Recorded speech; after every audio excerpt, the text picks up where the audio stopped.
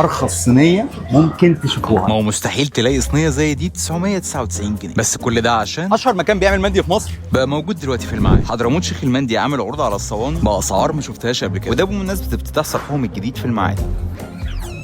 عادي في المعادي، ودي اول صينيه نبدا بيها. والصينيه دي عليها خصم 70%. فراخ مندي وسجق وشيش وكفته وممبار، معاها طاجن باميه باللحمه وملوخيه. الصينيه تكفي 5 افراد وسعرها 999.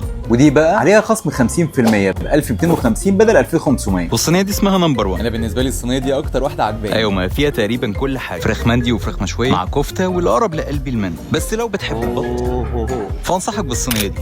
طرب، كفته، شيش ومندي وممبار، وطبعا البطايه المندي. انا مش بحب البط بس خلينا نجرب. الجريب انه طعمه عجبني وتسويته يا جماعه كانت خطيره، طري جدا. والصينيه دي اسمها البابا وصل. اما بقى لو بتحب الحمام زي كده فرشح لك الصينيه دي، واسمها اهل المعادي، ودي بالنسبه لي اجمد صينيه عنده. كل اللي بتحلم بيها تلاقيه في الصينيه. مندي لحمه وفراخ، شيش وكفته وطرب، وحمام وسجق. والحمام عندهم خطير، الحمام رهيب. كل الصواني بتتقدم مع الرز العالمي بتاعهم وسلطات. والعروض دي كلها تبقى موجوده يوم الخميس الجاي 10/7 في فرعهم الجديد زهراء المعادي، وده كان فرع جديد لشيخ المندي حبيت اقول لكم عليه.